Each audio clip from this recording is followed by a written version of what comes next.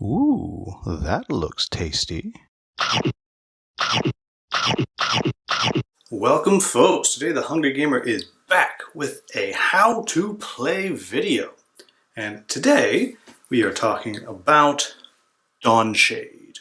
Now, this video will be broken down into several sections. You'll be able to find timestamps of each section down in the description of this video, so you can jump ahead to whatever it is you're interested in learning about at the time. The first thing that I'm going to do is I'm just going to go through everything you see here in front of you. Everything in this box. Keep in mind this is just a demo, but this will help you out. When I reference something later, you will know what I am talking about. So, first off, we have the initiative bag. This is where you will be putting all of your initiative chips, and you may occasionally be drawing blessings or potentially curses from this bag as well. This here is your rule book. This is the logbook. Inside this logbook, you will find the quick reference guide in the front of how you set things up, and then you will find all of the story and the choices that go with the starting villages where you start, which are in the green, all of the events you may come to, which are in the blue, all of the battles that you come to, which are in the red, and then the major threats, which are the in-game, which are in the purple. And then finally, at the very, very end, you have all of your conclusions after you have finished your campaign. Next, we have our character mats. There are 4 of these, and I will just show you these briefly. And each person will be selecting 1 or more to play. You will see that there are these spaces here within each of the character mats. That is how you'll be tracking your various stats, and you will be doing so with these dials here, which will slot into there. In addition to that, you will be tracking your overdrive status down here with one of these cubes. You will be tracking your Vaki there, and you will be placing the dice that you have unlocked here. All of that will make sense later on. While we were talking about the characters, over here we have the 4 characters that will come with the base game. You will see that each one has 3 unique dice here. And those are the ones that will go on the mat that I described earlier. They have their character chip, and they have 3 cogbots. Each of these cogbots has different pips on each side. Each character also has their own target deck. This is something that will be used in combat and in some of the gambling that you can do. Each character has one of those, and each character has the abilities that they start with, and I will talk about how these abilities work later on, but there should be 3 tier 1s, 3 tier 2s, and a single ultimate for each character. Then you have all of the coinage for the game. A single is called a tawny. 5 tawny equals 1 glint, and 10 tawny equals 1 Aurelian. And you will have a stack of those that you are able to use throughout the game. Next thing that we have are the various quest tiles. Quest tiles are broken down into a few different varieties. There are journey tiles, and you will see there are several of those. There are 2 major threat tiles and 1 Watcher's Temple tile. You have outpost tiles, which may be specific, like a mercantile tile, or a guild hall tile, or a tavern, or a foundry, or a boom shot gallery, or it may be a village, which includes all of them, and I again will explain what these tiles do later on. You have 3 battle tiles, and then you have 20 event tiles. Underneath that, we have our quest mat, and this is where you will be building out your quest through the quest tiles that I've just shown you. Next, you have your Vaki mat, which is where you'll be tracking your favor with the gods. On there, we'll be going various Vaki chips, and there are chips that go with each color out here on the mat, as you can see. In addition, you will have cubes which correlate with each color of Vaki that you are potentially earning throughout the game. In addition, there is a space to put whether you are balanced with the Watchers or unaligned with the Watchers, and a chip for that as well. In the center, this is where you put all the training points that you earn as you level up throughout the game. And then over here, we have a space to track XP, which is here, the threat level that you are dealing with, which is right here, and your kinship level, which is right here. And as those change, you simply turn them on the mat. Again, more about each of those things later on. Next, we have the battle mat itself. As you will see, there are spaces for your characters, there are spaces for the enemies, a space up top to track how many rounds of combat you have remaining, and a space to put the initiative as you go. Additionally, along the outside, you have various numbers which will be used in various mini games. We will discuss that again later. Next, we have item cards, and we have tier 1 items, which are in the blue. We have tier 2s, which are in the pink, and we have tier 3, which are in the orange. Next, we have our dice for the game. We have basic dice, which are your devotion dice, your attack dice, and your defense dice. We have the explode die, and the foe die, and then we have the Dawnshade dice. Next, we have reference cards for each player. We have condition trackers for all of the various conditions that you may get throughout the game. And those are double-sided. And we have our Watcher blessing tokens, and just note that that is the backside of those. Next, we have our initiative tokens. We have pink and green for our allies, our heroes, and then we have gray numbered chips for the enemies. And you will note that those match the numbers right here. And then over here we have health chips, defense chips, and then the rest are various chips that you will run into throughout the game, whether they be enemies, things that can help you, so on or so forth. And these will all again be talked about later as we go. So that is everything that is coming in the box, so you now have an idea of what it is that you are looking at. Next, we're going to talk about how to set up your first game.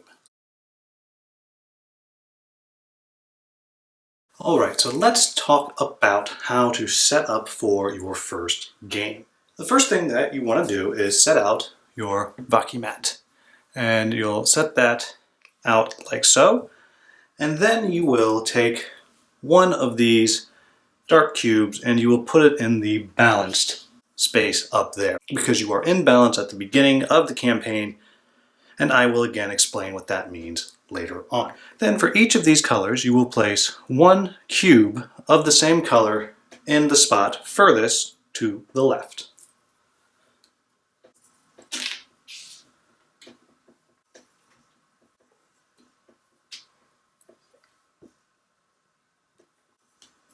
After you have done that, you'll want to place out your XP marker, set to 0, your threat marker, also set to 0, and your level marker, again, set to 0. Then you are going to place your Vaki tokens on the mat as well. If you look, you'll notice that we have tier 1s and tier 2s. For every player that you are playing with, you will put 2 tier 1 tokens and 1 tier 2 token. If, for example, we are playing a 2-character game, then I would place 4 tier 1s onto each space, like so.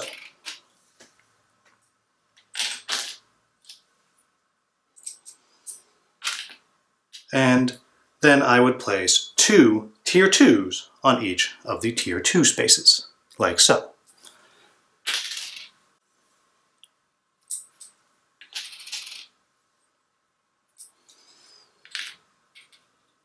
Next, I would set out my battle mat over to this side, and I'm going to set it up like this. However, you can set it up in whatever way best fits your table. And then my quest mat I will set over here. At the top of my battle mat, I'm going to take a single red cube, and I'm going to place that here in the 5, and I will leave that alone for now. In the middle, in the space here, this is where I will place all of the common shared dice pool.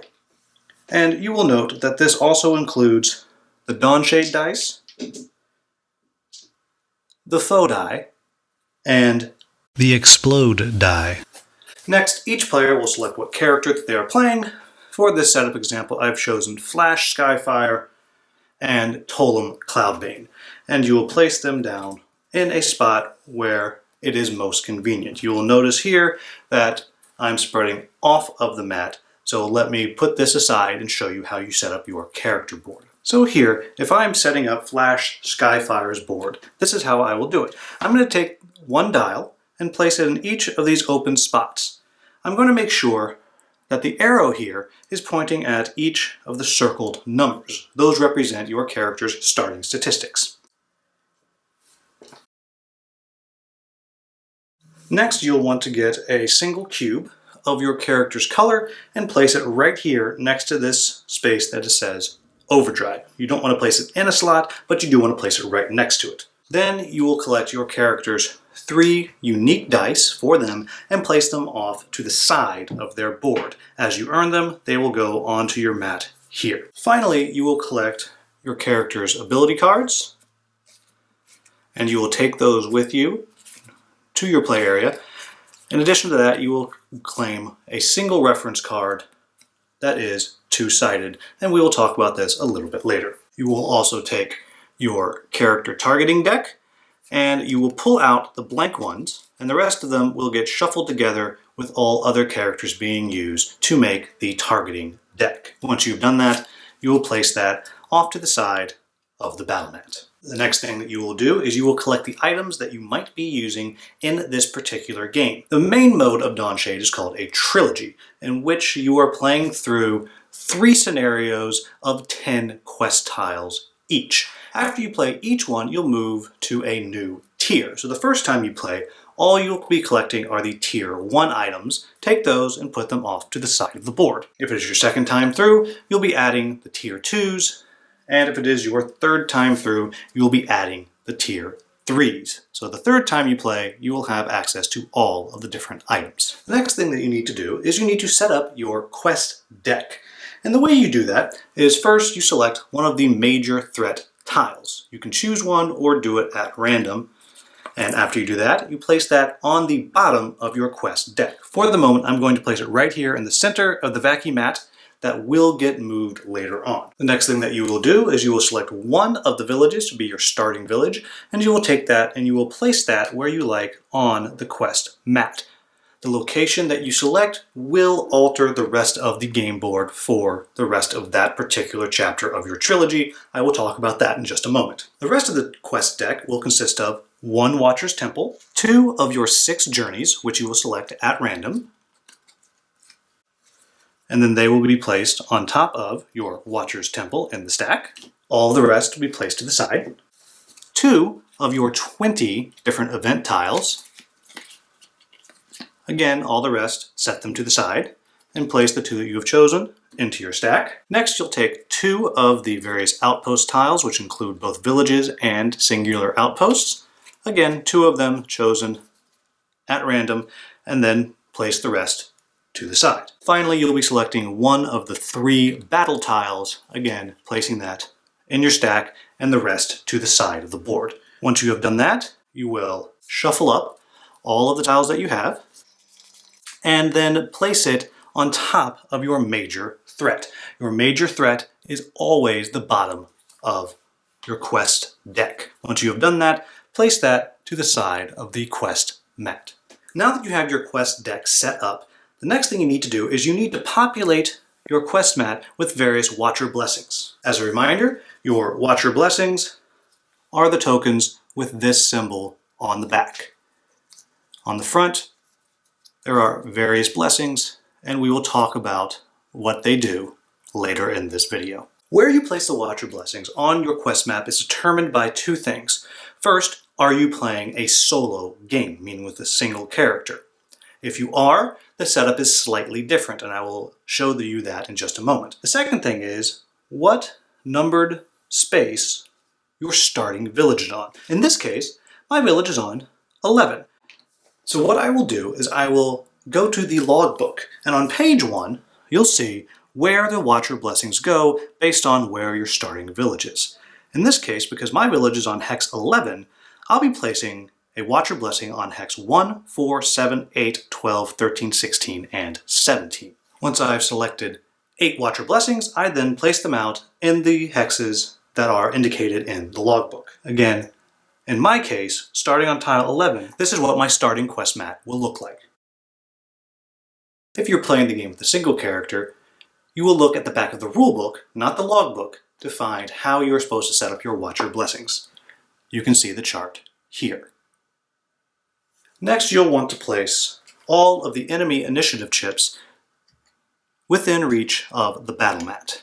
For now, I'm going to take them and I'm going to place them here on the initiative track right there. Additionally, you'll want to take 1 pink and green ally initiative chip per player in the game, and for now, I will place that on top of the initiative stack. Again, I'm pretending that I am setting up a game for 2, even though there is only 1 mat present here on the screen at the moment. Next, you will want to take all of your extra Watcher blessings and all of your condition tokens and set them within reach of the board by all players. The final thing that you need to do is collect all of the chips that you will need for the game. The first one is the kinship token. This represents where your party is on the quest map at any given time. You'll take that and place it on your starting village. Next, you'll determine who's going to be the first player, and you give them the active player token. This will get passed around throughout the game, moving from player to player. For now, I'll set it on Flash's mat. The next thing that you do is you collect your character's individual chips. This includes a character chip, which I will again place on the mat, and 3 Cogbot chips. And again, I will place these on the mat. Then you look at what your health stat is. In this case, Flash's is 3. You'll collect 3 chips. You'll collect 1 chip per health point, and then you will place that underneath the character chip. And again, place it back on or next to your character mat. Finally, you'll want to make sure you have within reach of all players a pile of tawny and all of the chips that you might need. These will include defense chips, health chips, various Cogbot chips, and then all the various enemy or encounter chips that you may come across in the game. Once you've done that, you're ready to begin the game, and you go to your logbook and you turn to the Starting Village, Chapter 1, and you read the story, and then you begin.